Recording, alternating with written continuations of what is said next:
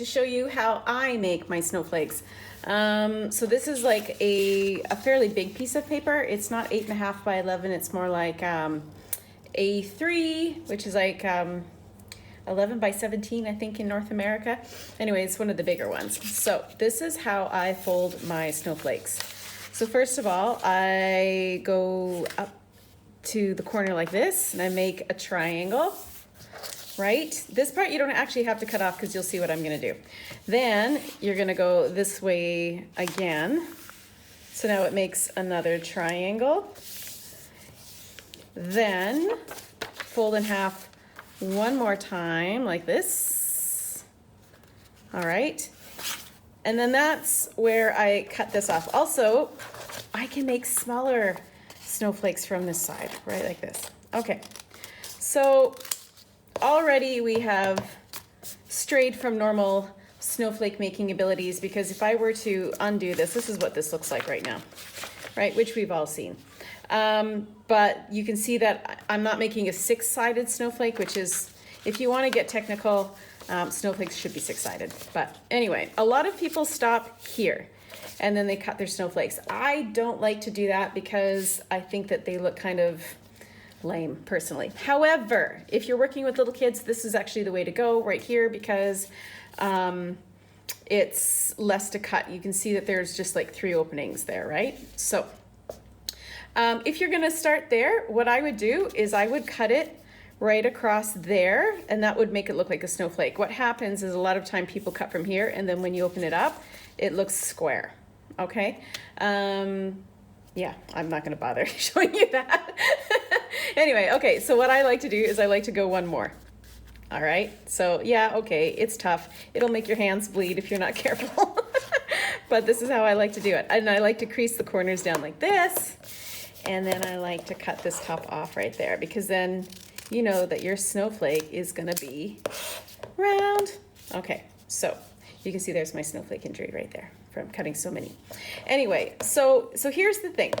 It looks kind of like an ice cream cone. You've got this side here that's got like, that's the folding joint. So it's, I always say it's like 1, and then over here you've got 3, and then up here you've got all of these. So what you want to do is you want to know that this part right here is going to be the middle of your snowflake, okay? So it has to hold together all the way up. So this is going to be the outside of your snowflake, and then these sides you're going to cut from both sides, but you're not going to cut through. Otherwise, unless you want to, but then you're going to end up with different pieces of snowflakes, okay? So to keep it together, you got to cut it, big chunks out of it. So I'm going to go, also the more detailed you are, the more interesting. And try to not just do zigzags, like try to vary the shape is what I do. And then I don't really know what I'm going to come up with half the time, but I try. So what I'm going to do is I'm going to cut, what am I going to do? I'm going to cut this here. And then I'm going to cut this like here, but I'm not going to attach it. I'm going to cut it, let's say, I'll go like this, okay? And then I'm going to cut like this. And then I'm going to cut, what am I going to do? Okay, why don't I do this? And then I'm going to cut out like that. Okay, so now I have that shape like that, right? Yeah, I've overcut it a little bit, but it doesn't really matter. It's going to be up on the wall. Nobody's going to see. And it's Christmas. Don't be so judgmental. Okay, be easy on yourself. This is season for like forgiveness, right? So then I'm gonna go like this, and I'm gonna cut something else and hope it doesn't look like a swastika when I'm done with it, because nobody wants that at Christmas. Okay, so, well, it looks like a big S. Okay, this is interesting. Okay, it won't, it'll be fine. I'm just kidding. Okay, so maybe I wanna do something that's a little bit more Art Nouveau-y, so I'm just going to make a curved line. So I've got some angular ones. Now I'm going to put some curves in there. Do I want to keep this point? Yeah, I think so, but I might just mess around and do a little. I like to do this sometimes where I just do a little nick out of there, because it'll make a lot of difference in the end. Okay, little nick, great. And then I'm going to do, why not? I'm going to do a heart here. Everybody knows how to cut a heart out of paper. So there we go. And then I like to, but you don't have to, I like to cut the end off like this on an angle.